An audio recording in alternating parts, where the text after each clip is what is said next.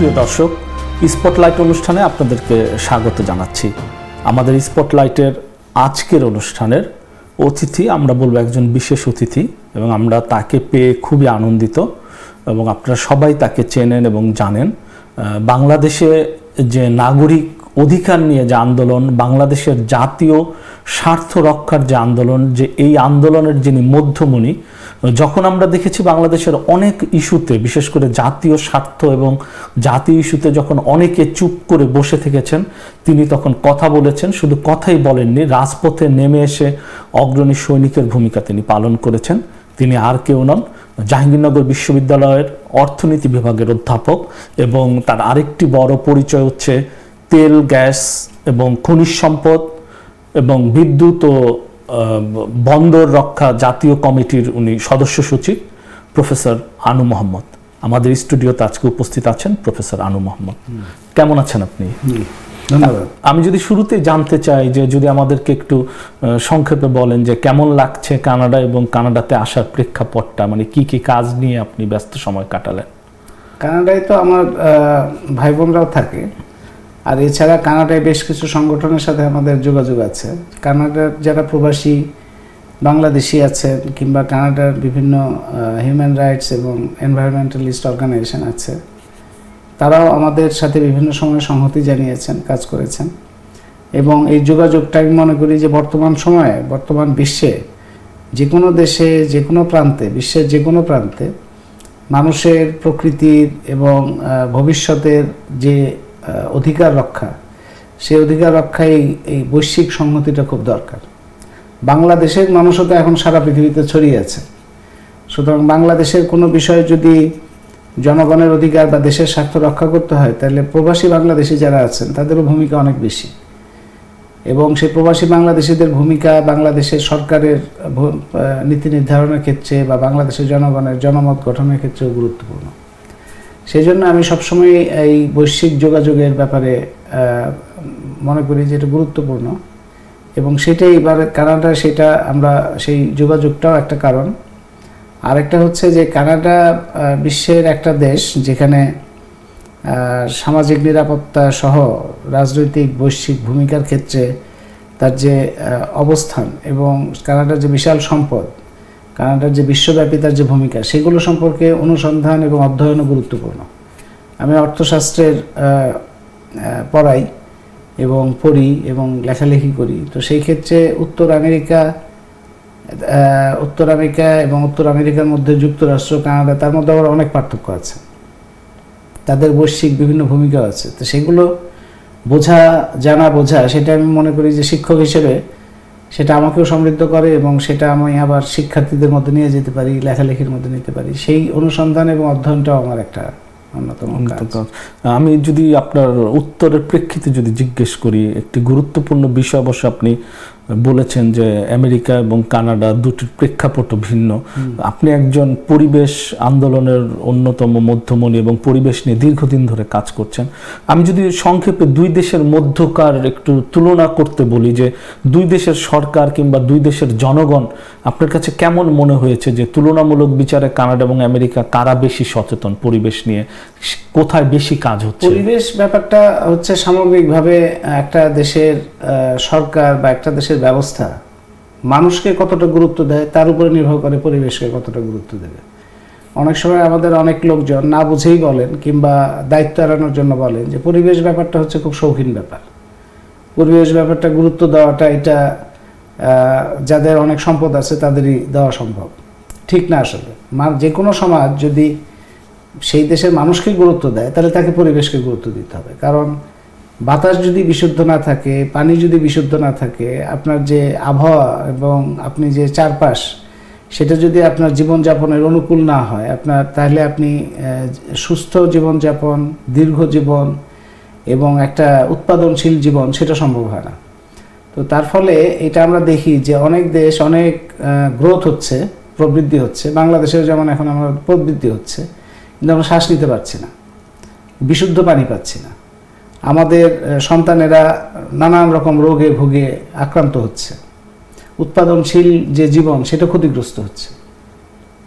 তো সেই ক্ষেত্রে পরিবেশের উপর গুরুত্বটা সেই কারণে উন্নয়নকে কিভাবে দেখা হয়, জনগণকে কিভাবে, সেটার উপর নির্ভর করে। তো যুক্তরাষ্ট্র এবং কানাডার মধ্যে একটা বড় পার্থক্য হচ্ছে যে যুক্তরাষ্ট্র সেখানেও জনগণের তো বহু ধরনের লড়াই ছিল, জনগণ অনেক লড়াই করে অনেক অধিকার অর্জন করেছেন, কিন্তু যুক্তরাষ্ট্রের যে প্রশাসনিক ব্যবস্থা বা রাজনৈতিক ব্যবস্থা সেটা অনেক বেশি বিশ্বব্যাপী, তাদের ভূমিকাটা অনেক বেশি জনবিরোধী, যুদ্ধমুখী হওয়ার কারণে সারা পৃথিবীতে এই যুক্তরাষ্ট্রের ভূমিকার কারণে সারা পৃথিবীতে ক্রমাগত দিনের পর দিন যতদিন যাচ্ছে আরও সহিংস হয়ে উঠছে। মধ্যপ্রাচ্য থেকে শুরু করে আপনি আফগানিস্তান, ল্যাটিন আমেরিকায় 80 দশক 90 দশক, আফ্রিকা, সমস্ত জায়গাতেই যুক্তরাষ্ট্রের যে যুদ্ধমুখী ভূমিকা, সারা পৃথিবীতে এই যে যুদ্ধাস্ত্রের পিছনে যত টাকা খরচ হয়, আমি যদি শুধু একটা তুলনা করি, যুদ্ধাস্ত্রের পেছনে এখন যুদ্ধাস্ত্রের পেছনে এখন খরচ হচ্ছে সারা বিশ্বে প্রতি বছরে $1 ট্রিলিয়ন বেশি, মানে 1000 বিলিয়ন ডলারেরও বেশি। তার মধ্যে যুক্তরাষ্ট্রে হচ্ছে $700-750 বিলিয়ন খরচ করে। তার মানে এই যে $700-750 বিলিয়ন খরচ হচ্ছে, এটা খরচ হচ্ছে মানুষকে ধ্বংস করার জন্য, মানুষকে খুন করার জন্য, যুদ্ধ বাজানোর জন্য, সহিংসতা বাজানোর জন্য। এবং তার জন্য যুক্তরাষ্ট্রের জনগণও কিন্তু ক্ষতিগ্রস্ত হচ্ছে, কারণ সেই টাকা খরচ করতে গিয়ে যুক্তরাষ্ট্রের শিক্ষা, চিকিৎসা, সেই খাতে টাকা খরচ করার টাকা নেই, তখন এখানে বাজেট কাট করতে হয়। সিকিউরিটি, সেটা মানুষের যে আসল সিকিউরিটি, সেই জায়গাটা খরচ করার টাকা নেই, তার ফলে তাকে ঋণগ্রস্ত হতে হয়। যুক্তরাষ্ট্র কিন্তু এখন পৃথিবীর সবচেয়ে ঋণগ্রস্ত দেশ। এবং যুক্তরাষ্ট্রের মধ্যে যে ধরেন বর্ণবাদী, তারপরে ঘৃণা, বিদ্বেষ, সহিংসতার যে আবহাওয়াটা তৈরি হয়েছে, এটা তৈরি হয়েছে এই কারণে যে যুক্তরাষ্ট্র বাইরে সারা বিশ্বব্যাপী এই কাজগুলো করছে। তো সবচাইতে বড় এই ধরনের একটা ক্ষেত্র তৈরি হওয়ার কারণে এই যে সম্পদটা খরচ হচ্ছে, আপনি ধরেন এটা ইউএনডিপির একটা রিপোর্টে বলা হয়েছিল যে সারা বিশ্বের এখন 700 কোটি মানুষের জন্য যদি বিশুদ্ধ পানি নিশ্চিত করার উদ্যোগ নেওয়া হয়, তাহলে খরচ লাগবে ইউএনডিপির হিসাবে $10 বিলিয়ন। তা আপনি চিন্তা করেন এটা কীরকম একটা আনজাস্ট সিস্টেম, গ্লোবাল সিস্টেম। তো $10 বিলিয়ন খরচ করলে আপনি সারা পৃথিবীর সকল মানুষের বিশুদ্ধ পানি নিশ্চিত করতে পারেন। এবং বিশুদ্ধ পানি যদি সবার জন্য নিশ্চিত হয়, তাহলে কিন্তু সারা পৃথিবীতে এবং বাংলাদেশে মানুষের যত অসুখ বিসুখ তার 50% এমনি থাকবে না। আপনারা কানাডায় বিশুদ্ধ পানি পান করেন, ট্যাপ থেকে আপনি পান করার পানি পাওয়া যাচ্ছে। এটা যদি সারা বিশ্বে করা যায়, তাহলে সারা বিশ্বে এখন যত রকম অসুখ বিসুখ আছে তার অর্ধেকই থাকবে না। তাহলে $10 বিলিয়ন সংস্থান হচ্ছে না কেন? হচ্ছে না এই কারণে এখানে পানি ব্যবসার ব্যাপার আছে, এখানে তারা যে কাজ করে তার ফলে যে পরিবেশ দূষণ হচ্ছে সেটার একটা ব্যাপার আছে। অথচ সম্পদের কিন্তু অভাব নেই। $10 বিলিয়ন 100 গুণ বেশি, $1000 বিলিয়ন, $1 ট্রিলিয়ন, 100 গুণ বেশি খরচ হচ্ছে মানুষ হত্যা করার জন্য।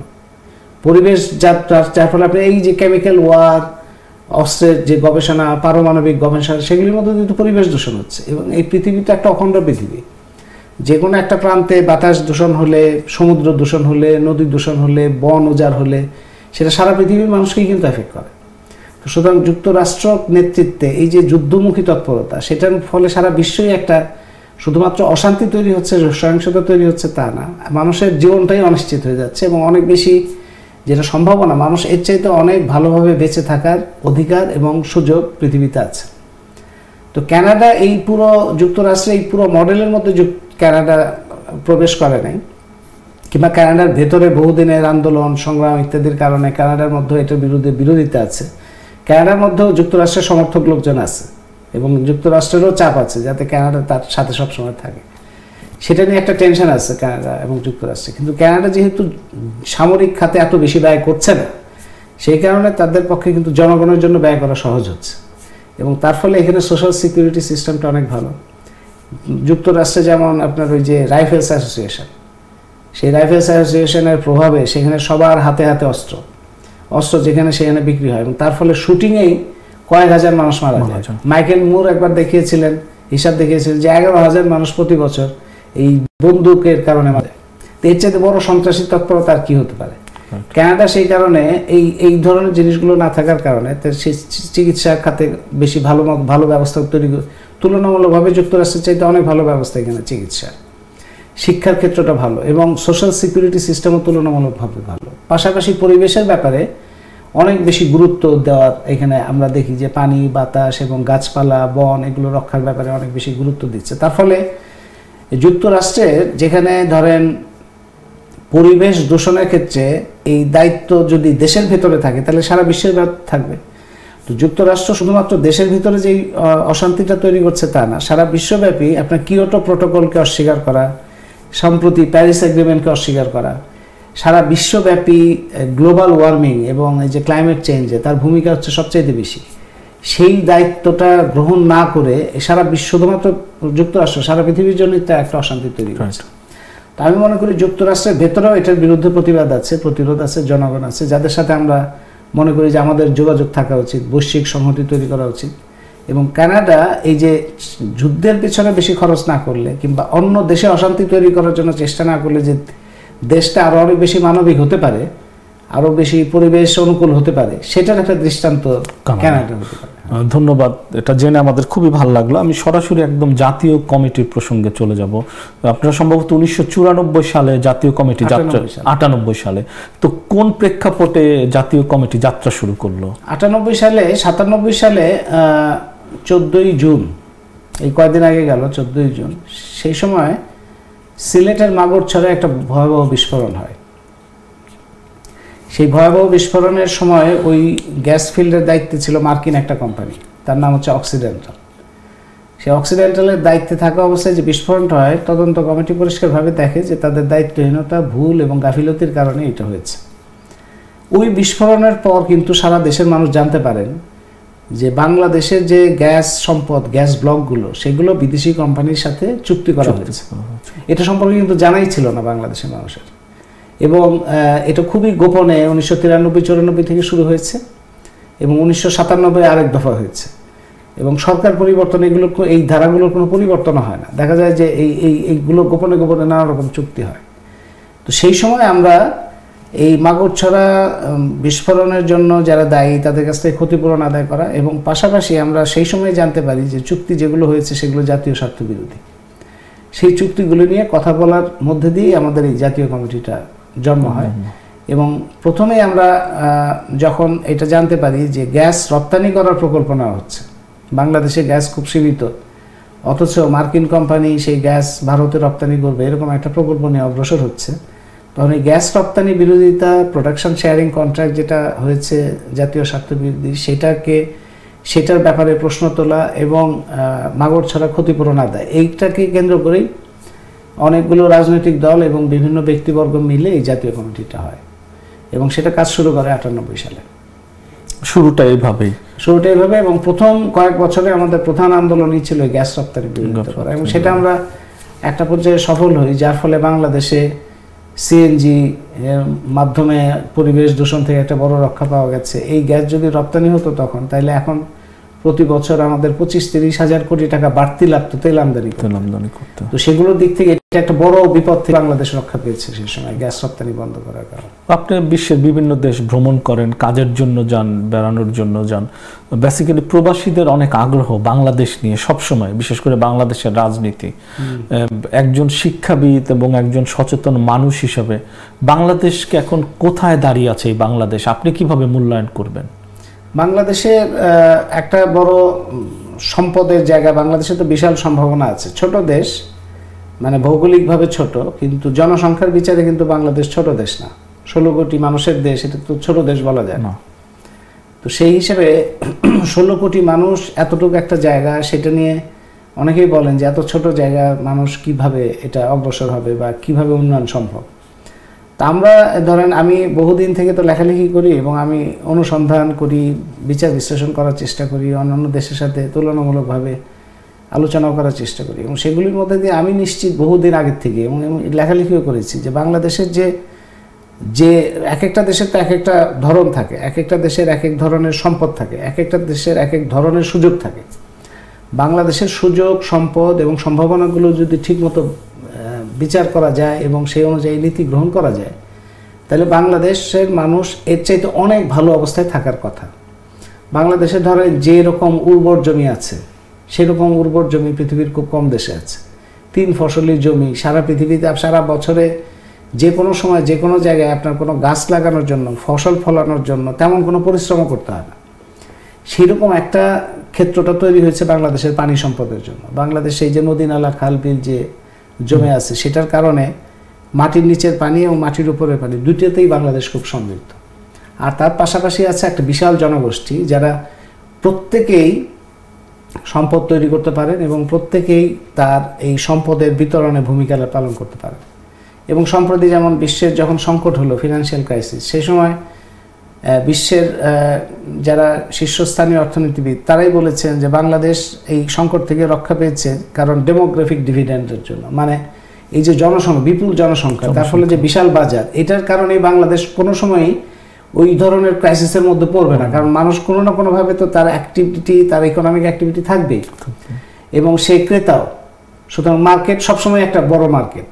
আর মানুষ যদি দারিদ্র্য সীমার নিচে বেশি থাকে তাহলে তো মার্কেটটাও ছোট হয়ে যায়, কিন্তু যদি মানুষের হাতে আয় আসে তাহলে মার্কেটটাও এক্সপ্যান্ড করে। সুতরাং বাংলাদেশের একটা বিশাল সম্ভাবনা আছে, কিন্তু সমস্যাটা হচ্ছে যে ধরনের নীতি, যে ধরনের উন্নয়ন দর্শনে বাংলাদেশ পরিচালিত হচ্ছে, তাতে বাংলাদেশের সম্পদ বিনাশ করার বা সম্পদ বিনাশী একটা উন্নয়ন নীতি আছে এবং সেটা যে যে গোষ্ঠী করে, যে গোষ্ঠী এগুলির দ্বারা উপকৃত হয় তাদের সংখ্যা খুব কম, তাদের সংখ্যা ধরেন 1% কম হবে।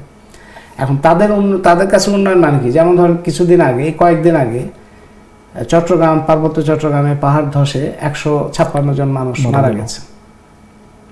এই যে পাহাড় ধস, এটা কিন্তু আজকে নতুন না, এটা ধরেন গত 10 বছরে এটা ক্রমান্বয়ে একের পর এক আসছে। এই যে হচ্ছে, এটা কোনো প্রাকৃতিক দুর্যোগ না, আসলে এটা হয়েছে যে পাহাড়গুলো যেগুলো কমন প্রপার্টি, আপনি কানাডার কনটেক্সটে চিন্তা করতে পারেন যে বিভিন্ন পাহাড় কমন প্রপার্টি, মানে সকল মানুষের সম্পদ। এটা সেই পাহাড়গুলো ব্যক্তিগতভাবে লিজ দিয়ে এবং ব্যক্তিগতভাবে সরকারি প্রতিষ্ঠান সহ বিভিন্ন ব্যক্তিগত কোম্পানি, তারা দেখা যাচ্ছে যে পাহাড়কে রক্ষা করা, পাহাড়কে বিকশিত করার কথা বলে তারা লিজ দিচ্ছে, কিন্তু তারা পাহাড় কেটে ওখানে বাণিজ্য করছে, বন উজাড় করছে, গাছপালা কেটে ফেলছে। তার ফলে পুরো জিনিসটা নিরাপত্তাহীন এবং তার ফলে এই যে পাহাড় ধস, এই পাহাড় ধসটা হচ্ছে অনিবার্য পরিণতি। কিন্তু যে কারণে পাহাড় ধসটা হইলো, সেগুলি ধরেন পাহাড় কাটার কারণে, পাহাড়ের মাটি বিক্রি করার কারণে, গাছ বিক্রি করার কারণে।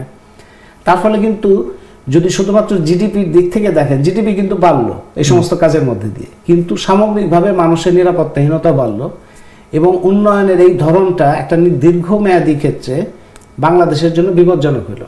ঠিক এই জিনিসটাই অন্যান্য সব জায়গায়, আপনার নদী দখল হচ্ছে, নদীর দূষণ হচ্ছে, আপনার ওপেন স্পেস, উন্মুক্ত স্থান, সেগুলো দখল হয়ে যাচ্ছে। কারা দখল করছে, কারাই লুণ্ঠন করছে, সেটার কোনো জবাবদিহিতা নাই, সেটার কোনো তার যে স্বচ্ছতা, সেই স্বচ্ছতা নাই। সরকারের যে নীতি, সেই নীতি দেখা যাচ্ছে যে সরকারি নীতি প্রণয়ন করছে, কিন্তু সরকারের পৃষ্ঠপোষকতা দিতে এই ধরনের কাজগুলি হচ্ছে। সরকার পরিবর্তন হচ্ছে, এই ধরনের ঘটনাগুলোর কোনো পরিবর্তন হচ্ছে না। এবং যারা এটার দ্বারা সুবিধাভোগী, তারা যে টাকাটা উপার্জন করছে, বিপুল অঙ্কের টাকা, সেটা হচ্ছে বেআইনি টাকা এবং সেই বেআইনি টাকাটা তারা দেশে রাখতে না পেরে তারা বাইরে পাচার করছে এবং সাম্প্রতিক হিসাব হচ্ছে প্রায় লক্ষ কোটি টাকা বাইরে সম্পদ পাচার হচ্ছে। এই যে যারা সম্পদ পাচার করছে, তাদের কাছে বুড়িগঙ্গা শেষ হয়ে গেলে তাদের কিছু আসে যায় না, সুন্দরবন না থাকলে তাদের কিছু আসে যায় না। কিন্তু আপনি চিন্তা করেন, ঢাকা শহরে শুধুমাত্র বুড়িগঙ্গা যদি একটা সচল প্রবাহের মধ্যে থাকে, বুড়িগঙ্গার পানি যদি ভালো থাকে, ঢাকা শহরের মানুষের কিন্তু রোগ শোক অনেক কমে যাবে। এবং ঢাকা শহরে যদি একটু গাছপালা থাকে, ফলের গাছ থাকে, এখন যদি ধরেন দৃষ্টিভঙ্গি এরকম হয়, কিছুদিন আগেই দেখলাম যে সরকার ওই যে ফলের গাছ বা অন্যান্য প্রাকৃতিক গাছ, সেগুলো কেটে সৌন্দর্য বর্ধনের নামে এখানে বনসাই গাছ লাগাচ্ছে। এখন বনসাই গাছ ইম্পোর্ট করা হচ্ছে চায়না থেকে। ওই ইম্পোর্ট এবং কেনা বেচা, এগুলোর মধ্যে দিয়ে তাদের লক্ষ লক্ষ কোটি টাকা ব্যবসা হচ্ছে।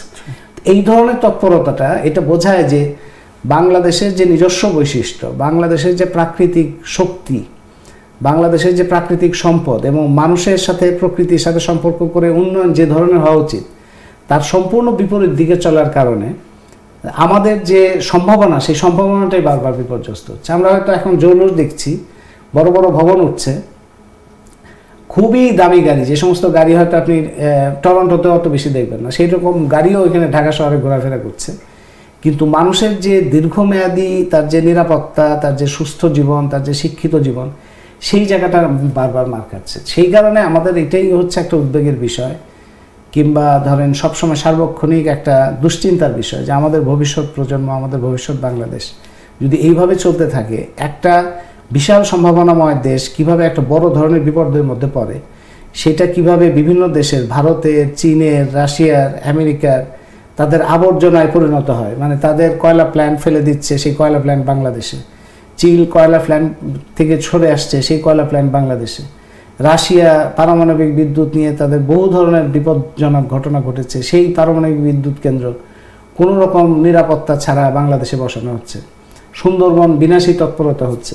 এগুলো তো আপনি ধরেন এখন বোঝা যাবে না, কিন্তু এটা যে কোনো সজাগ মানুষ বুঝবেন যে এটা ভয়াবহ একটা বিপদের ক্ষেত্র তৈরি হচ্ছে পুরো দেশে। কিন্তু আমি যদি এর মাঝেও জানতে চাই, এত কিছুর পরও বাংলাদেশে তো আমরা যদি খুব সাদা চোখে দেখি, আমরা যারা প্রবাসী, আমরা প্রতি বছর হয়তো অনেকে যাই, 2-3 বছর দেশে যাই, গিয়ে কিন্তু আমরা দেখি যে দেশকে আমরা দেখে এসেছি তার চাইতে অনেক বেশি উন্নয়ন দেশে হচ্ছে। অনেক রাস্তাঘাট হচ্ছে, স্কুল কলেজ হচ্ছে, অনেক অফিস আদালত নতুন করে তৈরি হচ্ছে, অবকাঠামোগত প্রচুর উন্নয়ন আমরা দেখি, ব্রিজ হচ্ছে, পদ্মা সেতু হচ্ছে। তো উন্নয়ন তো হচ্ছে, দেশ তো এগিয়ে যাচ্ছে। উন্নয়নের এখানে ধরেন যেগুলো আপনি বললেন সেগুলো তো বটেই, ধরেন রাস্তাঘাট হচ্ছে, তারপরে ভবন হচ্ছে, ভবনের কথা তো আমি বললামই। এইখানে বাংলাদেশ এই যে আমি যে লুণ্ঠন এবং সম্পদ পাচারের কথা বললাম, সেটা সত্ত্বেও বাংলাদেশে যে একটা অগ্রগতির ধরনটা দেখতে পাই, এটার পেছনে একটা বড় শক্তি বা যোগান বা বড় অবদানের ক্ষেত্রটা তৈরি করেছেন। একটা হচ্ছে গার্মেন্টস শ্রমিক, গার্মেন্টস খাত বাংলাদেশে বিপুল অঙ্কের ধরেন গার্মেন্টসের সমৃদ্ধি এবং গার্মেন্টসের রপ্তানি আয় বাংলাদেশের অর্থনীতির একটা বড় শক্তির জায়গা। আরেকটা হচ্ছে প্রবাসী শ্রমিক। এই যে সারা দুনিয়াতে যে প্রবাসী শ্রমিকরা আছেন, তারা প্রতি বছরে বাংলাদেশে $15 বিলিয়ন বেশি পাঠাচ্ছেন রেমিটেন্স, যেখানে বিদেশি সাহায্য, বিদেশি বিনিয়োগ এগুলো 2.5 বিলিয়ন, $2.5 বিলিয়ন মতো। তার থেকে 7-8 গুণ বেশি বাংলাদেশের প্রবাসী শ্রমিকই পাঠাচ্ছেন। বাংলাদেশে আসলে এখন কোনো ঋণও নেওয়ার দরকার নেই, IMF ওয়ার্ল্ড ব্যাংকের মানে উপরে নির্ভরশীল থাকার কোনো দরকার নেই। সেই অবস্থাটা যে তৈরি হয়েছে, এই $15 বিলিয়ন এবং গার্মেন্টসে ধরেন $25 বিলিয়ন মতো, এই যে মিলে এই যে ভিত্তিটা তৈরি হয়েছে, তার সাথে যোগ হয়েছে আপনার কৃষি এবং ইনফর্মাল সেক্টরে যে মানুষের পরিশ্রম, সব মিলিয়ে বাংলাদেশের কিন্তু এই যে এগুলো হচ্ছে শক্তির জায়গা বাংলাদেশের। যে শক্তির জায়গাটাকে ধরে আপনি খুবই সুচিন্তিতভাবে, সুপরিকল্পিতভাবে জনস্বার্থে অগ্রসর হওয়া সম্ভব।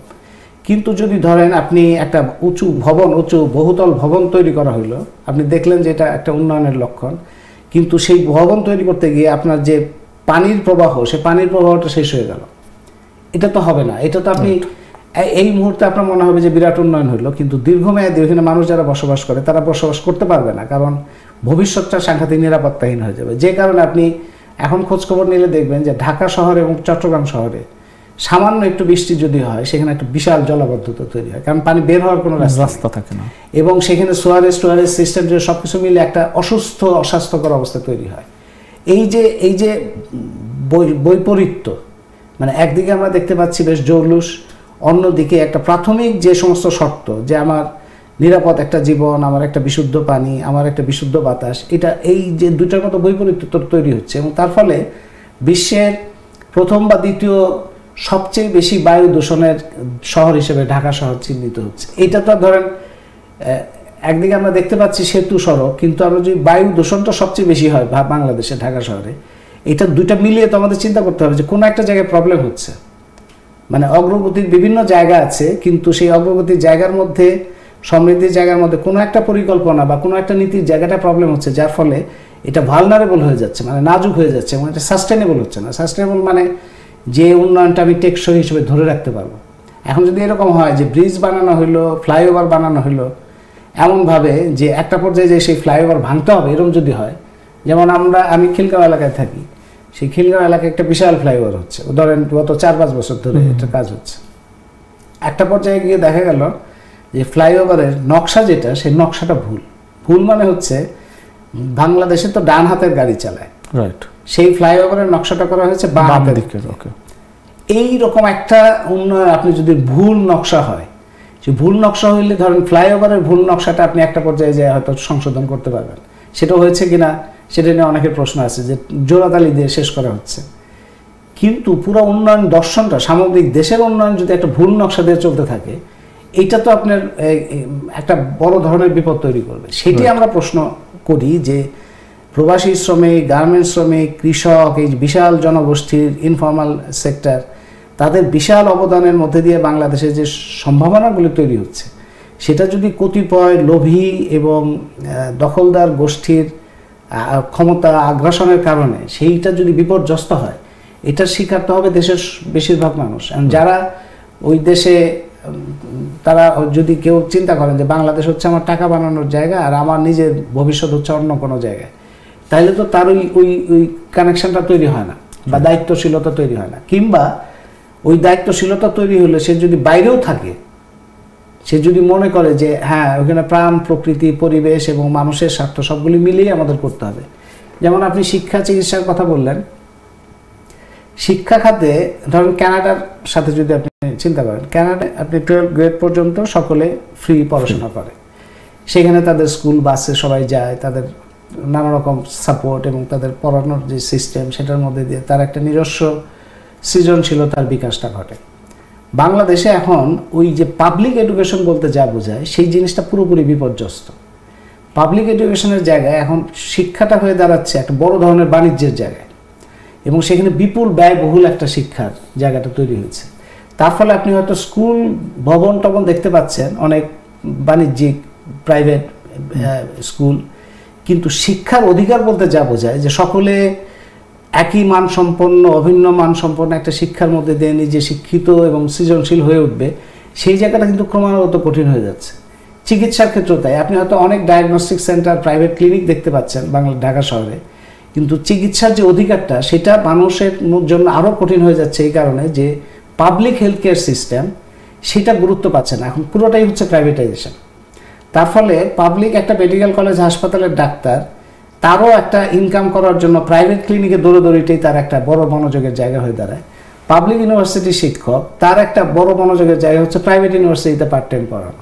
তার ফলে কোনো সিস্টেমটা, আপনি পুরো এডুকেশন এবং হেলথ কেয়ার এখন একটা নৈরাজ্যের মধ্যে আছে, যেখানে কোনো সুনির্দিষ্টভাবে একটা সুস্থ এবং শিক্ষিত জনগোষ্ঠী তৈরি করার জন্য যে ধরনের শিক্ষা এবং চিকিৎসা ব্যবস্থা দরকার সেটা থেকে অনেক দূরে চলে যাচ্ছে। তার ফলে আপনি এই প্রশ্নপত্র ফাঁস থেকে শুরু করে কোচিং বাণিজ্য, টিউশনি বাণিজ্য, গাইড বই, এগুলোর খবর তো আপনারা জানেন, এবং এর মধ্যে অনেক ধরনের দুঃখজনক ঘটনা এবং অচিন্তনীয় ধরনের নৈরাজ্যিক ঘটনাও ঘটেছে, আপনারা সেটাও জানেন। আমি যদি সরাসরি যাই, যে বিষয়গুলো নিয়ে আমাদের অপরিসীম আগ্রহ সেটা হচ্ছে রামপাল এবং সুন্দরবন। আপনারা আমার ধারণা গত 7 বছর ধরে সুন্দরবন রক্ষার জন্য আন্দোলন করে চলছেন। এই আন্দোলন এবং বর্তমান সরকারের যে অবস্থান, এটা আসলে কি, একটু যদি আমাদের দর্শকদের জন্য আপনি একটু সরলভাবে বলেন। এটাও আমাদের কাছে একটা খুব অবিশ্বাস্য, কারণ আপনি ধরেন যে কোনো দেশে, কানাডার ক্ষেত্রে তো বটেই, কানাডায় যে কোনো ধরনের বিষয়ে যদি মানুষ প্রশ্ন তোলে বা মানুষ যদি আপত্তি করে, সেটা সরকার গুরুত্বের সঙ্গে নেয়, সেটার জন্য আলাদা কমিটি করে, কমিশন করে, এবং সেগুলোর যাতে জাতীয় স্বার্থ, পরিবেশ, সমস্ত মানুষের সুযোগ সুবিধা এবং তাদের জনমত সেগুলো বিচার বিবেচনা করে সিদ্ধান্ত নেয়। এবং এটা ধরুন কানাডা যেরকম হচ্ছে, পুরো সেরকম না হলেও তার তো একটা ন্যূনতম জায়গাটা থাকতে হয় যে একটা সরকার যদি জনগণের প্রতিনিধিত্ব করে, তাহলে জনগণের মতকে তো তার গুরুত্ব দিতে হবে, এবং তার যে উদ্বেগ, কনসার্ন, সেটা বিচার করতে হবে, এবং জ্ঞান, বিজ্ঞান সবগুলোই কাজে লাগাতে হবে। এখন সুন্দরবন হচ্ছে বাংলাদেশে বলতে পারেন যে সর্বশেষ প্রাকৃতিক বন। পার্বত্য চট্টগ্রাম নিরাপত্তা এবং উন্নয়নের কথা বলে পার্বত্য চট্টগ্রামের বন তো শেষ। আপনি মধুপুরের যে বন, সেই বনও এই ধরনের বাণিজ্যিক তৎপরতার মধ্যে মধুপুরের বনও নাই। ভাওয়াল গাজীপুরের যে বন, সেটাও এখন নাই। ওখানে গিয়ে দেখবেন যে সব ভবন হচ্ছে। আপনার এক দৃষ্টিতে মনে হবে যে উন্নয়ন হচ্ছে, কিন্তু ওদিকে যে বন শেষ হয়ে গেল, সেটা হিসেবের মধ্যে না আনলে বোঝা যাবে না যে উন্নয়নের গতিটার মধ্যে কি ধরনের দৃষ্টিভঙ্গিগত পরিবর্তন দরকার।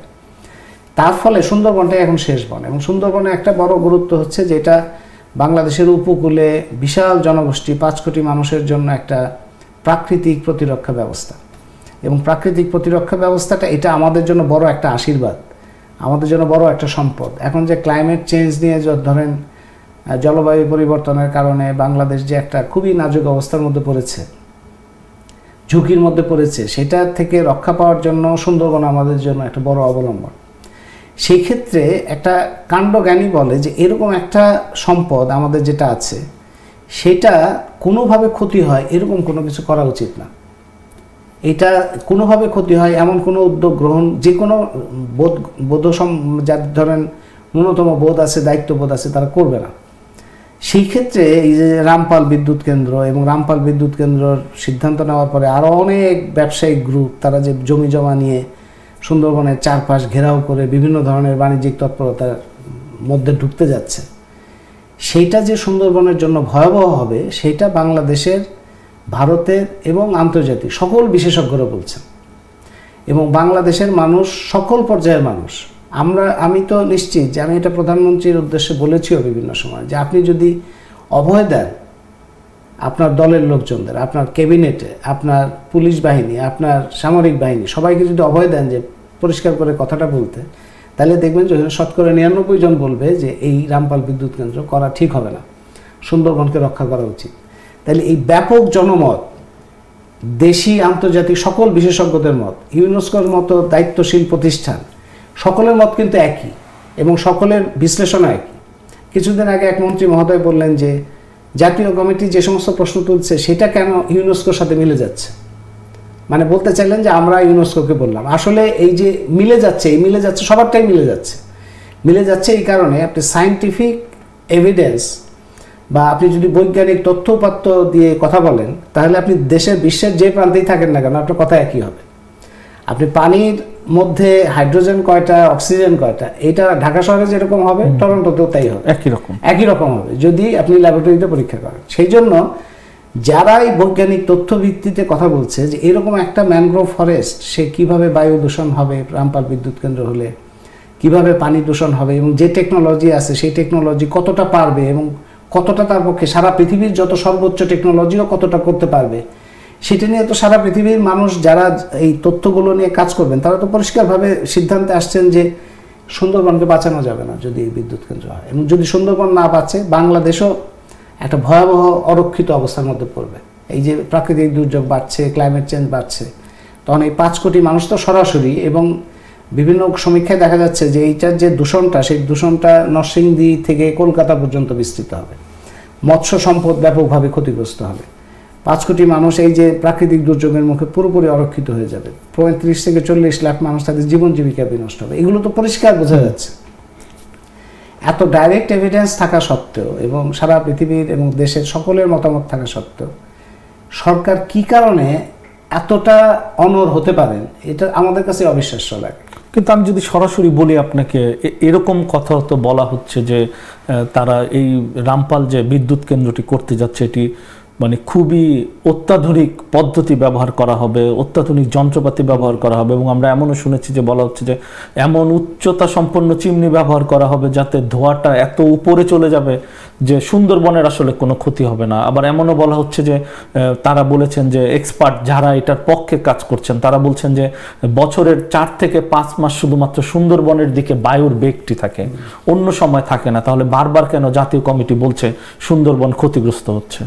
তাদের এই যে বিশ্লেষণগুলো, এই বিশ্লেষণগুলোর পক্ষে বিশেষজ্ঞ মতামত, আপনার ধরেন হাতে গোনা কয়েকজন বিশেষজ্ঞ যারা কোম্পানির সাথে কোনো না কোনোভাবে যুক্ত, এরকম বিশেষজ্ঞ ছাড়া বাংলাদেশের কোনো বিশেষজ্ঞই এই কথাগুলোর সাথে একমত না। ভারতেরও অনেক বিশেষজ্ঞ এটার বিরুদ্ধে তারা কথা বলেছেন। ভারতের বিশেষজ্ঞরা যারা যেখান থেকে কোম্পানিটা আসছে সেখানকার বিশেষজ্ঞরাই বলেছেন যে কথাগুলো ঠিক না তাদের অভিজ্ঞতার ভিত্তিতে। ভারতে যে তুন্দ্রা অঞ্চলে টাটা মুন্ড্রা এবং অন্যান্যদের বেশ কিছু কয়লা প্রকল্প নিয়ে ভারতের একজন বিশেষজ্ঞ সৌম্য দত্ত বিশ্লেষণ করে দেখিয়েছেন যে কিভাবে এই যে এই এনটিপিসির কয়লা ভিত্তিক বিদ্যুৎ কেন্দ্র ওইখানকার বিভিন্ন জায়গার ক্ষতিটা করেছে। তার ফলে ভারতে এখন নতুন আইন হয়েছে যে 25 কিলোমিটারের মধ্যে এই ধরনের কোনো প্রকল্প করাই যাবে না।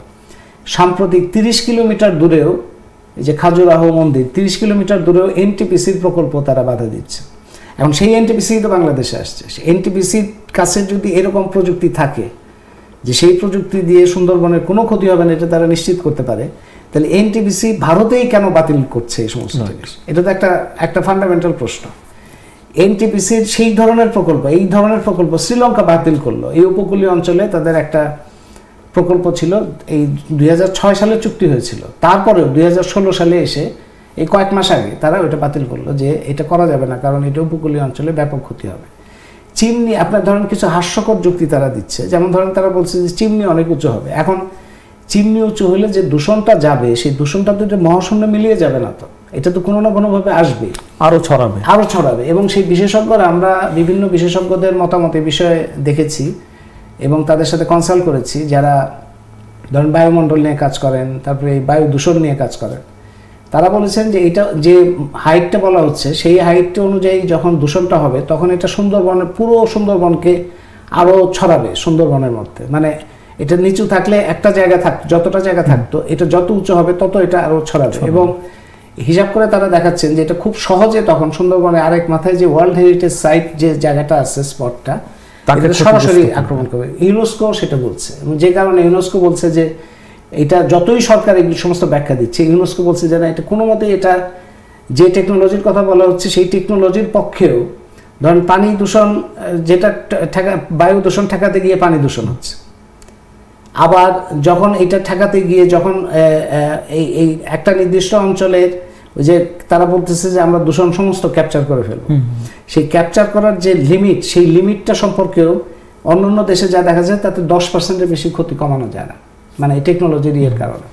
অথচ এই 10% কমাতে গিয়ে খরচ যেভাবে বাড়বে তাতে কয়লা বিদ্যুৎ সস্তা পাওয়া যায়, এই যে একটা ধারণা, এটা সম্পূর্ণ মিথ্যা প্রমাণিত হয়। দেখা যায় যে সৌর বিদ্যুৎ, বায়ু বিদ্যুতের চাইতে অনেক বেশি দামে তখন এই কয়লা বিদ্যুৎটা কিনতে হবে। তার মানে আপনার অনেক বেশি দামে কিনতে হবে, কিন্তু ক্ষতিও আপনি সমাধান করতে পারছেন না। তারপরে বায়ু প্রবাহ যেটা বলা হচ্ছে যে 4 মাস, আমরা 4 মাসে যে বায়ু প্রবাহটা হবে সেই বায়ু প্রবাহই সুন্দরবনের জন্য যথেষ্ট ক্ষতিকর। আর 8 মাস যে বায়ু প্রবাহ সেটা যে উল্টা দিকে যাচ্ছে, সেটা খুলনা, বাগেরহাট, সাতক্ষীরা, এই যে পুরো উপকূলীয় যে জেলাগুলো, এই জেলাগুলো শহরও তখন বসবাসের অযোগ্য হয়ে যাবে। কারণ আপনার এই জেলাগুলোতে যে জনবসতি যে ধরনের, আপনি ধরেন ভারত বা অস্ট্রেলিয়া যেখানে কয়লা বিদ্যুৎ বেশি, সেই সমস্ত জায়গাতেও কিন্তু এত জনবহুল এলাকায় কয়লা বিদ্যুৎ থাকে না। এবং যেগুলো ছিল, যেমন বাংলাদেশ সরকারের পক্ষ থেকে অক্সফোর্ড এবং অন্যান্য জায়গার উদাহরণ দেওয়া হয়, সেগুলো বেশিরভাগই বন্ধ এখন।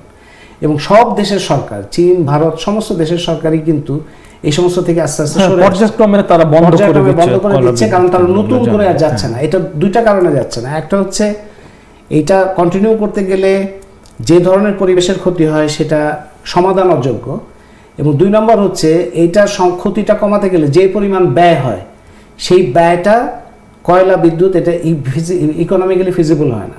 যেমন আমি কয়েকদিন আগে এই রকি মাউন্টেনের এলাকায় গিয়েছিলাম। রকি মাউন্টেনের এলাকায় সেখানে কয়লা খনি এবং কয়লা বিদ্যুতের বিশাল বহু ধরনের তৎপরতা ছিল। এটা শুরু হয়েছে ধরেন 20th সেঞ্চুরির প্রথম দিক থেকে, 1902, 3, 4, 5 ওই সময় থেকে শুরু হয়েছে, এবং সেই সময় কয়লা বিদ্যুৎই ছিল প্রধান। তারপরে তেল বিদ্যুৎ আসলো। সেইখানে দেখলাম যে অনেক কয়লা বিদ্যুৎ কেন্দ্র এবং অনেক কয়লা খনি তারা বন্ধ করে দিচ্ছে। কয়লা শেষ হয়ে গেছে বলে তা না, তারা এখন ওই কয়লা বিদ্যুৎ উৎপাদন করাটা তাদের জন্য আর লাভজনক হচ্ছে না।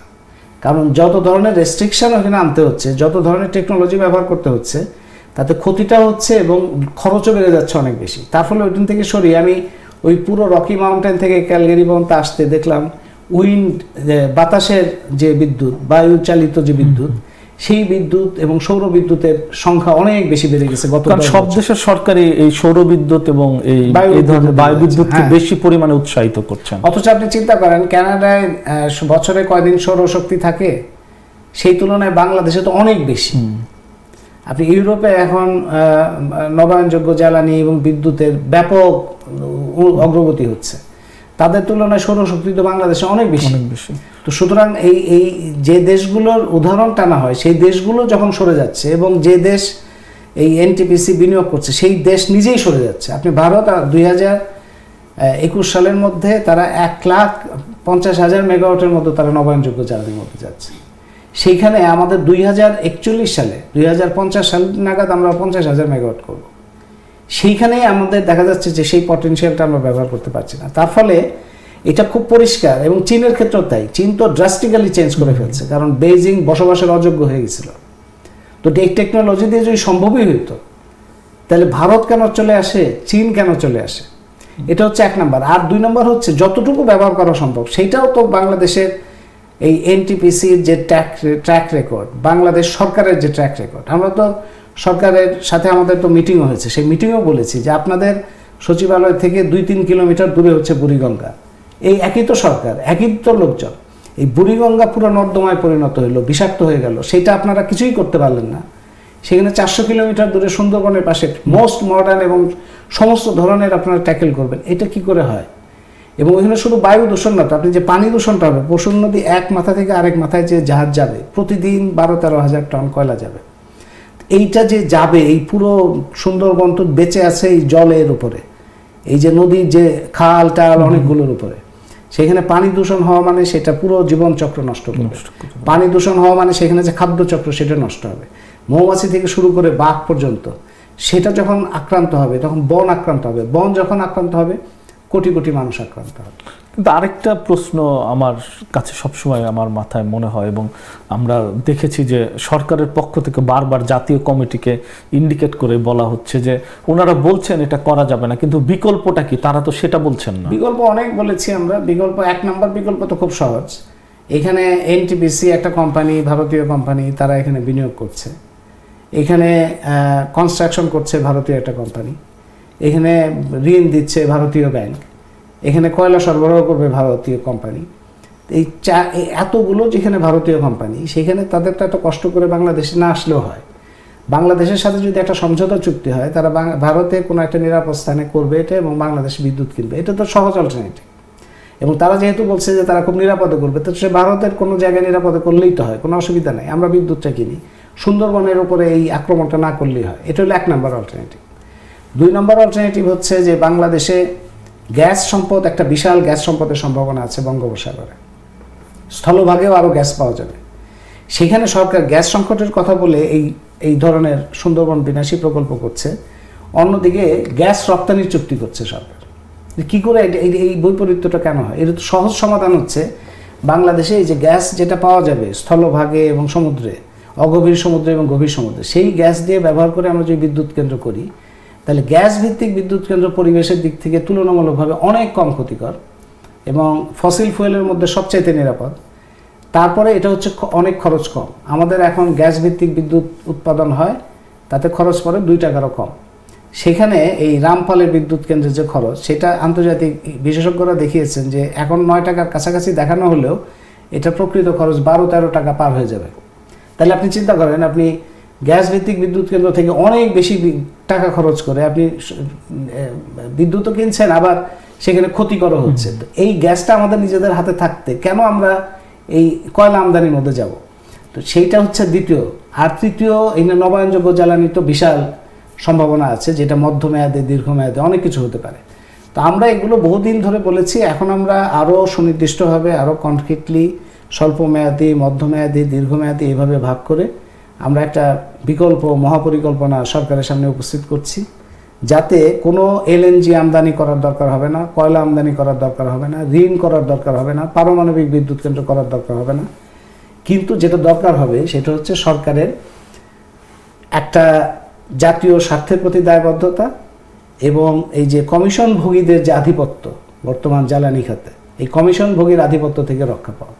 তাইলে অনেক কম খরচে পরিবেশসম্মতভাবে কিভাবে বিদ্যুৎ উৎপাদন সম্ভব হবে, সেটা সামগ্রিক মহাপরিকল্পনা আমরা দাঁড় করাচ্ছি। আমরা এই জুলাই মাসের মাঝামাঝি এটা সারা দেশের মানুষের সামনে উপস্থিত করব।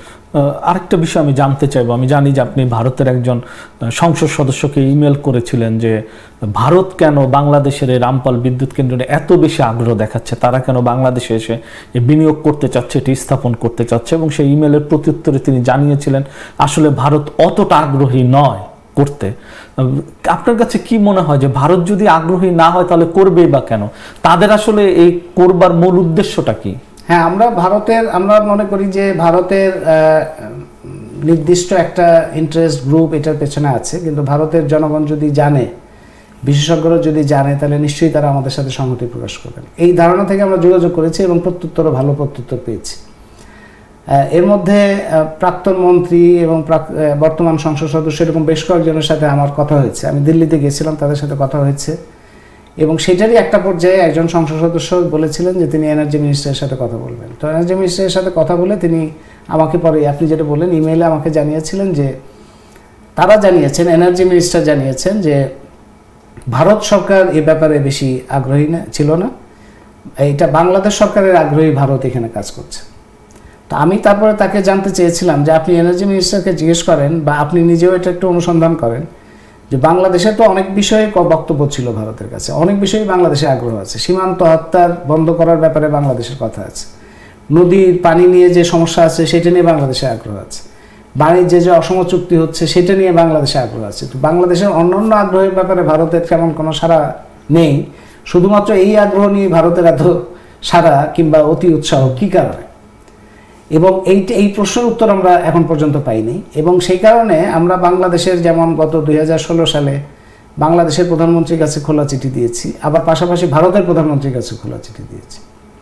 এবং দুই ঘটনার সময় পুলিশি আক্রমণের মুখোমুখি হয়েছি আমরা, কিন্তু এটা তো সাধারণ একটা ধরেন নাগরিক দায়িত্ব আমরা, এবং শান্তিপূর্ণভাবে চিঠি দিচ্ছি, তাদেরকে যুক্তি দিচ্ছি বাংলাদেশের প্রধানমন্ত্রীর কাছে যে কেন এটা করা উচিত না। ভারতের প্রধানমন্ত্রীর কাছে যুক্তি দিচ্ছে, আপনার দেশে এই হচ্ছে, আপনার পলিসি এই হচ্ছে, আপনি বাংলাদেশের সুন্দরবন বিনাশ করছেন। এই বাংলাদেশের সুন্দরবন বিনাশ হলে বাংলাদেশের অস্তিত্ব বিপন্ন হবে, কিন্তু ভারতও ক্ষতিগ্রস্ত হবে, কারণ এই সুন্দরবন ভারতের দিকেও আছে। এবং এটা রিয়েলাইজ করে ভারতের অনেক বিশেষজ্ঞ আমাদের সাথে সংহতি জানিয়েছেন, ভারতের অনেক জনগণের অনেক গোষ্ঠী তারা আমাদের সাথে সংহতি জানিয়েছেন। এবং ভারত সরকারের একটা খুবই হীন এবং সংকীর্ণ তৎপরতা দেখলাম যে যখন এই ধরনের যোগাযোগ হচ্ছে ভারতের বিশেষজ্ঞদের সাথে আমাদের, তখন আমার যাওয়ার পথই বন্ধ করে দিলেন, আমার ভিসা অস্বীকার করে। সুলতানা কামাল সুন্দরবন নিয়ে কথা বলছেন, সুলতানা কামালের ভিসা অস্বীকার করেছে। এগুলি তো বোঝা যায় যে এটা তাদের দুর্বলতা, এটা তাদের শক্তি না। এবং তাদের কোনো বিশেষ কোনো কারণ হয়তো থাকতে পারে যে ওই লোকেশনটায় তাদের কোনো উপস্থিতি বা কোনো কারণে, নইলে 1320 মেগাওয়াট বিদ্যুতের জন্য ভারত এই রিস্ক নিতে পারে না, যেটা ভারতের অনেক বিশেষজ্ঞ বুদ্ধিজীবীরাও বলছেন যে ভারত বাংলাদেশের বন্ধুত্ব, এটা 1320 মেগাওয়াট বিদ্যুতের মধ্যে দিয়ে আমাদের যে লাভ হবে তার চেয়ে অনেক বেশি গুরুত্বপূর্ণ। এবং এই বিদ্যুৎ কেন্দ্র হলে বাংলাদেশ ভারতের বন্ধুত্ব চিরস্থায়ীভাবে আক্রান্ত হবে, ক্ষতিগ্রস্ত হবে। কারণ সুন্দরবন ক্ষতি হলে বাংলাদেশের যে চিরস্থায়ী ক্ষতি হবে, এইটা বাংলাদেশের মানুষ তো কখনো ভুলতে পারবে না। এটা তো বাংলাদেশ এবং ভারতের যে বন্ধুত্বটা খুব গুরুত্বপূর্ণ, সেটাকে স্থায়ীভাবে ক্ষতিগ্রস্ত করবে। সুতরাং এখান থেকে আমাদের সরে আসা উচিত, এটা ভারতের বিশেষজ্ঞরাই বলছেন। তো এইটাকে রিস্কের মধ্যে ফেলে ভারত কেন করতে চায় এটা আমাদের কাছে বোধগম্য না, আমরাও পরিষ্কার জানি না। শুধু এতটুকু ধারণা করি যে ওই অঞ্চলটা, ওই জায়গাটা কোনো না কোনো কারণে তাদের কাছে হয়তো স্ট্র্যাটেজিক্যালি ইম্পর্টেন্ট, যে কোনো মূল্যে তারা ওইখানে একটা তাদের অবস্থানটা পোক্ত করতে চায়। জাতীয় কমিটি যখনই এসব বিষয় নিয়ে কথা বলে এবং বিভিন্ন সময় বাংলাদেশ সরকারের অনেক প্রতিনিধি এমনকি মন্ত্রীরাও বিভিন্ন সময় কানাডা টরন্টো এসেছেন, আমরাও যখন যাই, যখন কথা বলার সুযোগ হয়, অনেক বিষয় নিয়ে কিন্তু আমরা বলবার চেষ্টা করি যে জাতীয় কমিটির এই বিষয়গুলো কেন আমলে নেওয়া হচ্ছে না, কেন আপনারাও বলছেন না সরাসরি প্রধানমন্ত্রীর কাছে। তারা অনেক সময় খুব কমন একটি উত্তর দেন। আমাকে নিজে একজন মন্ত্রী বলেছেন যে জাতীয় কমিটি হচ্ছে নো কমিটি, আমরা যাই করতে চাই তারা বলে যে নো, আমরা যাই একটা প্রস্তাবনা দেই, সেটা উন্নয়নের হোক, পরিবেশ বিষয় হোক, জাতীয় কমিটির কাজই হচ্ছে প্রথমে বলা যে না। আসলে এটার উত্তর আপনি কি বলবেন? এটা হচ্ছে সম্পূর্ণ মিথ্যাচার, এটা পুরোপুরি মিথ্যা কথা। কারণ এখন সরকার যদি বলে যে আমরা সুন্দরবন বিকাশের জন্য একটা নীতিমালা গ্রহণ করছি, তা আমরা কি না বলবো? আমরা তো সেটিকেই হ্যাঁ বলছি। প্রত্যেকটা নার পেছনে একটা হ্যাঁ থাকে, সেই হ্যাঁটা আমাদের পরিষ্কারভাবে আছে। যে আমরা কিসের মধ্যে আমরা বলি যে জাতীয় সম্পদের উপরে শতভাগ মালিকানা, আমরা হ্যাঁ বলছি। সরকার যদি এটা উদ্যোগ নেয় আমরা তো হ্যাঁ বলবো। বঙ্গোপসাগরের সম্পদ, গ্যাস সম্পদ শতভাগ যা বাংলাদেশের জনগণের কাজে লাগানো হবে, এটা উদ্যোগ নিলে তো আমরা হ্যাঁ বলবো। কিন্তু তারা যদি রপ্তানিমুখী চুক্তি করে আমরা তো না বলবোই।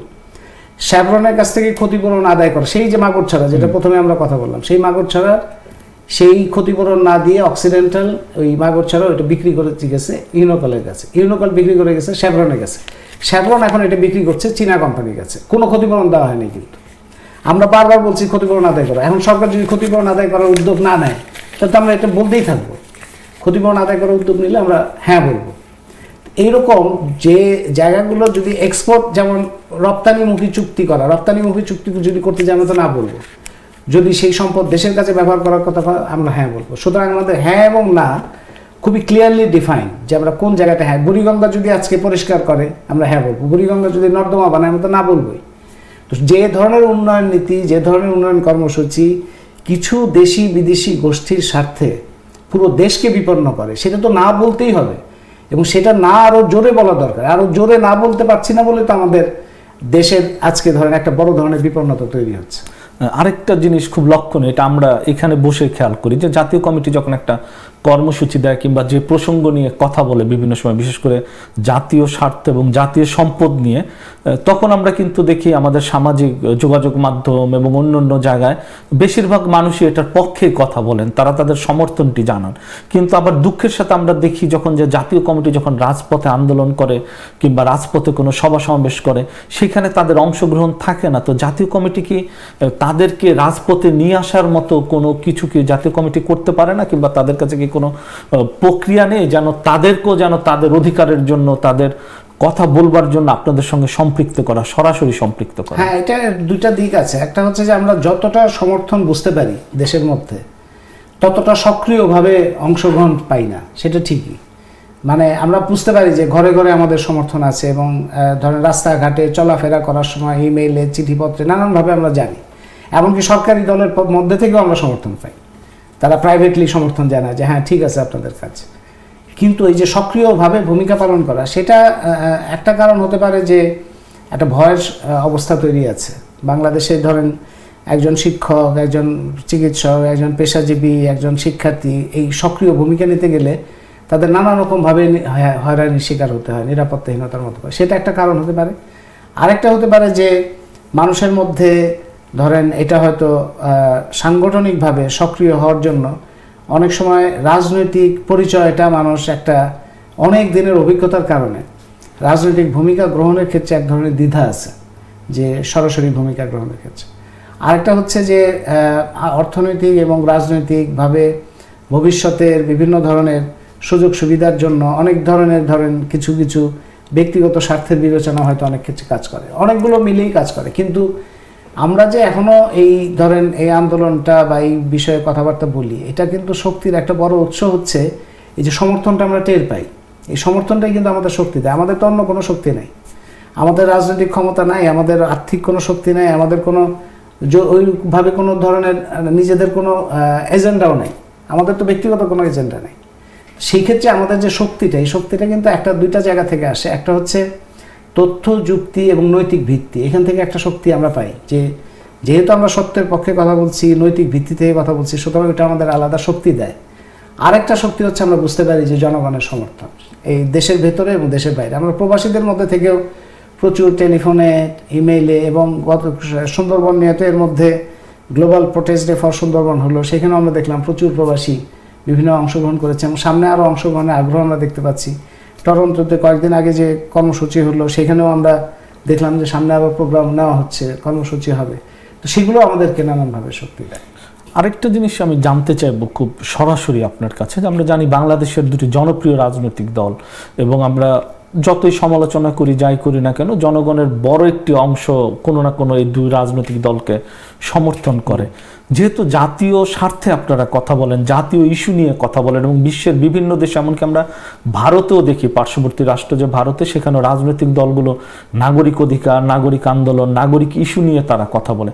আমাদের প্রধান দুটি রাজনৈতিক দলের ভিতরে এই বিষয়টি অনুপস্থিত কেন, এবং আপনাদের এই বিষয়ে কোনো সুনির্দিষ্ট বক্তব্য আমরা খুব সরাসরি দেখি না, যে কেন এই দুইটি দল কথা বলছে না এই সমস্ত ইস্যুগুলোকে নিয়ে?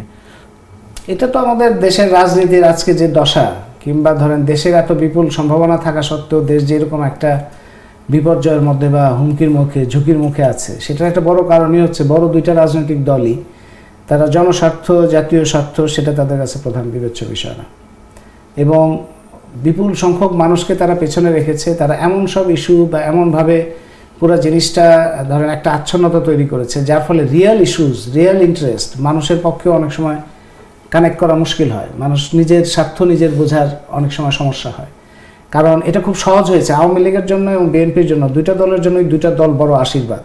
আশীর্বাদ এরকম যে আওয়ামী লীগ যখন একটা, এই সরকার যখন একটা ভুল করে বা তার বিরুদ্ধে মানুষ যখন একটা অভিযোগ উত্থাপন করে, ধরেন দুর্নীতির অভিযোগ, পাহাড় দখলের অভিযোগ, নদী দখলের অভিযোগ, তখন আওয়ামী লীগ খুব সহজে একটা উত্তর দিতে পারে। বিএনপি করে নাই, বিএনপির সময় তো এই হয়েছে, সে হয়েছে, ইত্যাদি বলে। বিএনপিকে যদি আপনি বলেন, তখন বিএনপি খুব সহজে উত্তর দিয়ে দেয়, আওয়ামী লীগ করে নাই, আওয়ামী লীগ তো এই করেছে। সুতরাং আওয়ামী লীগের সমর্থক, বিএনপির সমর্থক এই তর্কের মধ্যেই সারাক্ষণ থাকে। এবং এটা একটা ধরেন বিশেষত আমি দায়ী করব যারা ধরেন শিক্ষিত কিংবা ধরেন বুদ্ধিজীবী বিশেষজ্ঞ ধরনের লোকজন আছে, তারা যে এই বিতর্কের মধ্যেই সারা দেশের মানুষকে আটকে রাখেন যে বিএনপি কি করলো, আওয়ামী লীগের লোক, বিএনপির লোক বলবে আওয়ামী লীগ কি করলো, কিন্তু আসলে জনগণের স্বার্থে কি কি করা উচিত সেইটা তাদের সামনে না এনে এই যে দুই দলের এই তর্কাতর্কির মধ্যে যে ঘেরার মধ্যে মানুষকে আটকে রাখা, এটার জন্য আমি খুবই কঠিনভাবে দায়ী করব যারা শিক্ষিত বুদ্ধিজীবী ধরনের লোকজন আছে তাদের ভূমিকাকে।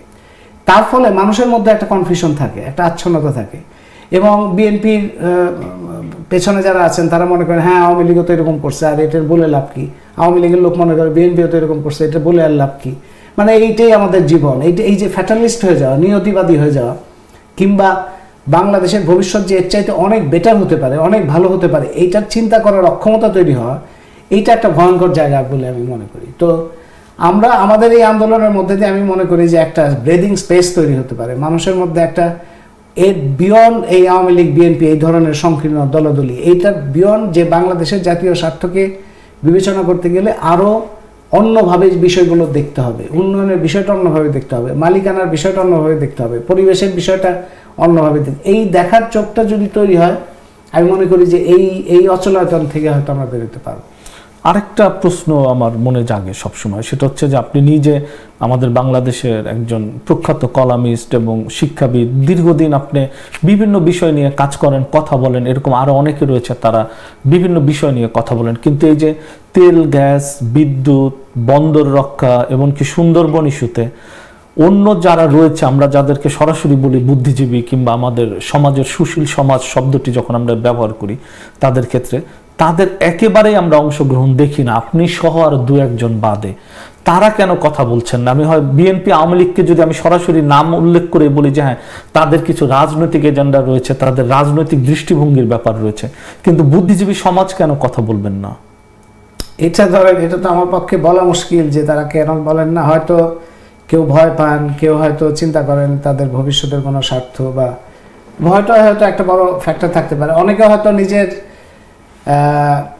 নিজের ভূমিকা, নিজের যে সমাজে এবং সমষ্টির সাথে যে তাদের একটা দায়িত্ব আছে সেটা হয়তো যথেষ্ট, আমি জানি না, বিভিন্ন জন হয়তো বিভিন্নভাবে ভূমিকা পালন করেন, সবাই হয়তো রাস্তায় নাও আসতে পারেন। রাস্তায় না আসলেও আমি আশা করি যে তারা যদি যেখানে আছেন, একজন শিল্পী হিসেবে, একজন লেখক হিসেবে, একজন সাংবাদিক হিসেবে, একজন আইনজীবী হিসেবে, বিভিন্ন জন যেখানে আছেন তারাও যদি সেভাবে ভূমিকা পালন করেন, তাহলে আমরা বাংলাদেশের অবস্থা অনেক ভিন্ন হবে। সেই ভূমিকাটা, প্রত্যাশিত ভূমিকাটা আমরা এখনো পাচ্ছি না, কিন্তু আমি তো এখনো আশা করি যে তাদের এই অবস্থা পরিবর্তন। কিন্তু আপনার কাছে কি এরকম মনে হয় না যে জাতীয় স্বার্থে, জাতীয় ইস্যুতে যখন বুদ্ধিজীবী সমাজ, বিদ্বান সমাজ যখন চুপ থাকে, রাষ্ট্রের জন্য এটি একটি ভয়ঙ্কর মেসেজ? এটা বর্তমান সময়ে এটা হচ্ছে আমার বিবেচনায় 1 নম্বর সমস্যা, যে বিদ্বৎ সমাজ, লেখক, শিল্পী, বুদ্ধিজীবী যারা, তাদের ভূমিকাটাই একটা দেশকে নিশানা দেয়। ধরেন বাংলাদেশের স্বাধীনতা যুদ্ধ, ভাষা আন্দোলন, প্রত্যেকটা ক্ষেত্রে দেখবেন যে ব্যাকগ্রাউন্ডটা তৈরি হয়েছে কিন্তু লেখক, শিল্পী, বুদ্ধিজীবীদের দিয়ে,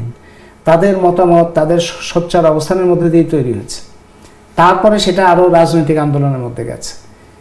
সেই জায়গাটা এখন একটা বড় ক্রাইসিস। এখন বড় ক্রাইসিস হচ্ছে যে বৃত্তের মধ্যে একটা বসতি স্থাপন করছেন অনেক বুদ্ধিজীবীরা, অনেকে তাদের নানা রকম সুবিধা সন্ধান করছেন। এইটা আমি ধরেন প্রতিষ্ঠিত যারা, তাদের মধ্যে এই সমস্যাটা বেশি দেখতে পাচ্ছি। আমি বরঞ্চ আসার জায়গাটা দেখি তুলনামূলকভাবে তরুণ যারা লেখক, শিল্পী। আমাদের এই যে সুন্দরবন আন্দোলনের প্রধান শক্তি কিন্তু তরুণরা।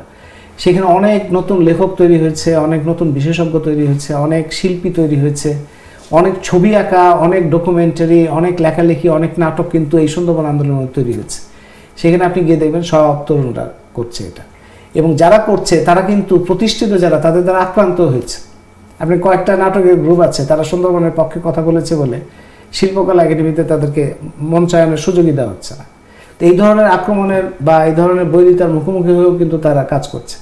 সেই জন্য আমি ধরেন প্রতিষ্ঠিত যারা, তাদের অনেকের ভূমিকায় মর্মাহত কিংবা আশাহত বা দুঃখিত হলেও ওই আশার জায়গাটা দেখি যে যারা তুলনামূলকভাবে তরুণ আছে, তারা একটা নতুন অধ্যায় তৈরি করছে, নতুন একটা সম্ভাবনা তৈরি করছে, যেটার মধ্যে দিয়ে বিদ্বৎ সমাজ এবং বুদ্ধিবৃত্তিক জগৎ কিভাবে জাতীয় স্বার্থে কাজ করবে তার একটা দৃষ্টান্ত স্থাপিত হচ্ছে। আমি আশা করি যে প্রতিষ্ঠিত যারা, তারা যদি এদের দেখে একটু লজ্জা পান তারা দেখে যদি তাদের নিজেদের ভূমিকাকে একটু পুনর্মূল্যায়ন করেন, তাহলে হয়তো এই অবস্থার পরিবর্তন হতে পারে।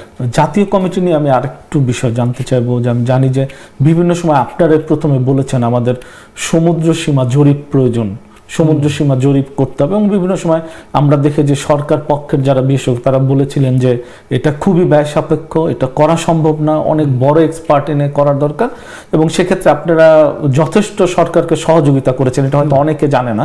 আমি এই বিষয়টি নিয়ে আরেকটু বিস্তারিত কথা বলতে চাই, এবং আপনাদের জাতীয় কমিটির একজন সম্ভবত খোরশেদ আলম, উনি এখানে একটি অগ্রণী ভূমিকা পালন করেছিলেন এবং খুবই কম ব্যয়ে জরিপটি সম্ভব হয়েছিল। এটা নিয়ে যদি একটু আমাদেরকে বলেন। হ্যাঁ, এটা 2007-08 আমরা যখন জানতে পারলাম যে জাতিসংঘে একটা মেয়াদ আছে যে ক্লেম করার, এখন ভারত ক্লেম করেছে, মিয়ানমার ক্লেম করেছে, কিন্তু বাংলাদেশ ক্লেম করে নাই। বহু বছর এটা কমিটি হয়েছিল, তারা কোনো কাজ করেনি। এরকম একটা অবস্থা জানার পরে তখন সমুদ্র সীমা রক্ষা কমিটিও আমরা করেছিলাম একটা, সেই কমিটি করে সেখানে খোরশেদ আলম সাহেব ছিলেন, আমরা ছিলাম। সেই খোরশেদ আলমের সাথে মিলেই আমরা তখন সরকারের কাছে বিভিন্ন সাজেশনগুলো দিয়েছি যে সরকারকে কিভাবে ক্লেম করতে হবে, এবং পরবর্তীকালে খোরশেদ আলম সাহেব বিশেষ ভূমিকা পালন করেছেন সেখানে। তো সেই সময় সরকার থেকে তখন বলা হতো যে এটা অনেক ব্যয়বহুল, আমাদের পক্ষে সম্ভব না, আমরা দেখছি। এবং আমরা তখন খুবই আশঙ্কিত ছিলাম যে কী অবস্থা দাঁড়াবে, কারণ পুরো সমুদ্রটা যদি আমাদের হাত থেকে চলে যায় তো বাংলাদেশে তো বিশাল সম্পদ, বাংলাদেশ সেখান থেকে বঞ্চিত হবে। তারপরে সেখানে হিসাব নিকাশ করে বহুভাবে অন্যান্য দেশের অভিজ্ঞতা নিয়ে আমরা বেশ কিছু তখন প্রোগ্রাম করেছিলাম যে সমুদ্র সীমার উপরে বাংলাদেশ ক্লেম করার জন্য, এবং বাংলাদেশের কী কী পজিটিভ দিকগুলো আছে, বাংলাদেশের পক্ষে কী কী যুক্তি আছে, এগুলো নিয়ে কিন্তু তখন আমরা পাবলিক অপিনিয়ন, জনমত তৈরি করেছি। এবং সেটার উপরে দাঁড়িয়ে ভিত্তি করেই কিন্তু পরবর্তীকালে অগ্রগতি হয়েছে, এবং খোরশেদ আলম সাহেব সেখানে ভূমিকা পালন করেছেন। এবং এর মধ্যে দিয়ে মায়ানমারের সাথেও নিষ্পত্তি হয়েছে, ভারতের সাথেও নিষ্পত্তি হয়েছে। যদিও এখানে কথা আছে যে এটা হয়তো আরও ভালো মতো করা যেত, কিন্তু যতটুকু হয়েছে তার মধ্যে দিয়ে একটা বিষয় নিষ্পত্তি হয়েছে। এখন আনফর্চুনেটলি যখন নিষ্পত্তি হওয়ার পরে দেখা যাচ্ছে যে যে অংশটা সমুদ্রে আমরা পেলাম সেটার যে গ্যাস ব্লক, সেগুলো এখন বিদেশি কোম্পানিকে কীভাবে তাড়াতাড়ি দেওয়া যায়, কীভাবে রপ্তানিমুখী চুক্তি করা যায়, সেটার ব্যাপারে সরকারের আগ্রহ বেশি। অথচ এই সমুদ্র সীমার যে সম্পদ, এই সম্পদ দিয়েই বাংলাদেশ তার বড় ধরনের একটা বড় গুণগত পরিবর্তন বাংলাদেশের সম্পদ সম্ভব, কারণ সমুদ্রে যে সম্পদ আছে এই সম্পদ একটা বিশাল সম্পদ। আমরা বিভিন্ন সময় শুনি যে বাপেক্স গ্যাস খুঁজে পায় বিভিন্ন জায়গায়, দেশের বিভিন্ন জায়গায় খুঁজে বের করছে, এরপরের প্রক্রিয়াটি আসলে কি আপনারা তো ভালো জানেন। বাপেক্স যে আমরা এটা অ্যানালিসিস বিভিন্ন সময় করেছি যে খরচে বাপেক্স কাজ করতে পারে তার 6 গুণ 7 গুণ বেশি খরচ নেয় হলো বিদেশি কোম্পানি। অথচ বাপেক্সকে দেখা যায় যে বিভিন্ন সময় তাকে মার্জিনালাইজ করে রাখা হয়। বাপেক্স করতে পারে গ্যাস কূপের বিভিন্ন সমাধান। সম্প্রতি গাজপ্রম বলে রাশিয়ান একটা কোম্পানি, সেই রাশিয়ান কোম্পানিকে 10 গুণ বেশি খরচে মানে এই বেশ কিছু কূপ তাদেরকে দেওয়া হয়েছে কাজ করতে, এবং একটা পর্যায়ে গিয়ে গাজপ্রম বলেছে তারা পারবে না। শেষ পর্যন্ত বাপেক্স আবার সেগুলো কিছু কিছু আবার ঠিকঠাক করেছে। তো এগুলো যে দেখা যাচ্ছে যে এই পুরো খাতটার মধ্যে বিদেশি কোম্পানির স্বার্থ দেখাটাই এই সরকারের যে সমস্ত দায়িত্বপ্রাপ্ত ব্যক্তি তাদের প্রধান ভূমিকা, এবং বিদেশি কোম্পানির স্বার্থে বা পক্ষে যুক্তি হাজির করা মানুষের সামনে। হ্যাঁ, তাদের তো মুনাফার জন্য আসতেই হবে, তাদের মুনাফার দিকটাও তো আমাদের দেখতে হবে, এইসব কথাবার্তা। জাতীয় স্বার্থ দেখার জন্য, মানে জাতীয় সক্ষমতা বিকাশের জন্য বাপেক্সের একটা বিশাল সম্ভাবনা আছে, বাপেক্সের একটা বিশাল অবদান আছে। অনেক কম খরচে জাতীয় স্বার্থ অক্ষুণ্ণ রেখে বাপেক্স স্থলভাগে তার সাফল্য নিশ্চিত করেছে। যদিও এই বাপেক্সকে বঞ্চিত করে শ্যাভরন বা এই ধরনের বিদেশি কোম্পানিকে বড় অংশ দেওয়া হয়েছে, সেই শ্যাভরন থেকে চীনা কোম্পানি চলে যাচ্ছে, অথচ বাপেক্সকে দেওয়া হচ্ছে না। সমুদ্রের সক্ষমতা বাড়ানোর জন্য যে উদ্যোগগুলো নেওয়া দরকার সেগুলো না নিয়ে বিদেশি কোম্পানিকে দেওয়া হচ্ছে।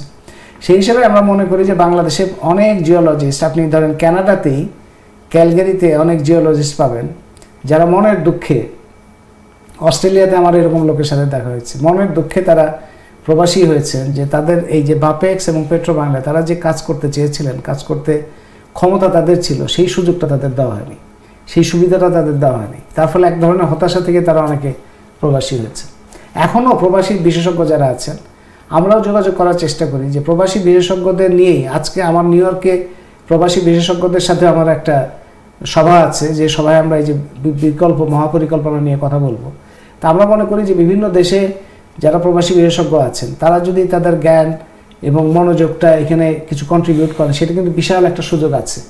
সরকার যদি তাদেরকে নাও নেয়, তারা বিকল্প পথে মানে আমাদের সাংগঠনিক উপায়ে জনগণের কাছে তাদের মতামত উপস্থিত করতে পারেন, তার সেটা জাতীয় সক্ষমতা বিকাশের ক্ষেত্রে বড় একটা চাপ সৃষ্টি করতে পারে। আমি সর্বশেষ প্রশ্নটি করতে চাই, আপনাদের এটি একটি নাগরিক আন্দোলন হিসাবে আমি বলবো যে নাগরিকদের বিভিন্ন স্বার্থ, জাতীয় ইস্যু, দেশের জাতীয় স্বার্থ নিয়ে আপনারা কথা বলেন, এবং আমরা দেখেছি এমনকি পার্শ্ববর্তী রাষ্ট্র আমরা একসময় দেখেছি যে বিভিন্ন জায়গায়, বিশেষ করে দিল্লি সহ অন্যান্য শহরে যখন নাগরিক আন্দোলনগুলো গড়ে উঠেছে, এই আন্দোলনগুলো একটা পর্যায়ে আন্দোলনের যারা নেতা ছিলেন তারা উপলব্ধি করেছেন যে আসলে এই আন্দোলনগুলোকে যদি চূড়ান্ত রূপ দিতে হয়, নাগরিক আন্দোলনকে রাজনৈতিক আন্দোলনে পরিণত করতে হয়।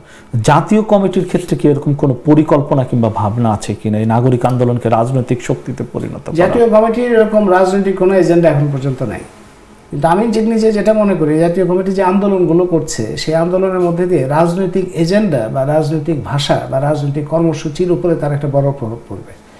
ধরেন পরিবেশ, তারপরে ধরেন জাতীয় মালিকানা, জাতীয় স্বার্থ, এই সমস্ত বিষয়গুলো এখন পলিটিশিয়ানরা বা রাজনৈতিক যে দলগুলো তারা কিন্তু অস্বীকার করতে পারবে না। এখন জনগণের মধ্যে এই যে বোধটা তৈরি হচ্ছে, আমি মনে করি ভবিষ্যতের রাজনীতির ক্ষেত্রে এটা ভালো পরিবর্তনের একটা চাপ তৈরি করবে এবং আমরা নতুন রাজনীতি বিকাশের মধ্যে দিয়ে দেখতে পাবো।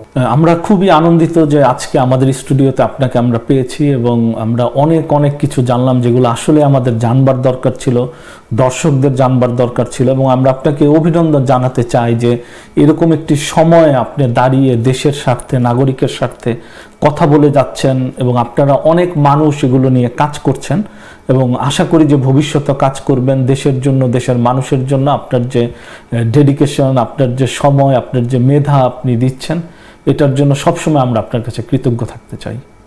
অনেক ধন্যবাদ। আমি আশা করি যে কানাডায় যারা প্রবাসী আছেন তারা তাদের অবস্থান থেকে যত সর্বোচ্চ সম্ভব, সবারই সুযোগ আছে, সবারই ক্ষমতা আছে এবং সবাই কিছু না কিছু করতেই পারেন, যে যেভাবে পারেন সেটার মধ্যে দিয়ে বাংলাদেশের এই যে বড় ধরনের একটা সম্ভাবনা, সেই সম্ভাবনার মধ্যে তারাও থাকবেন এবং তারাও সোচ্চার একটা ভূমিকা পালন করবেন, সেই প্রত্যাশা রাখি।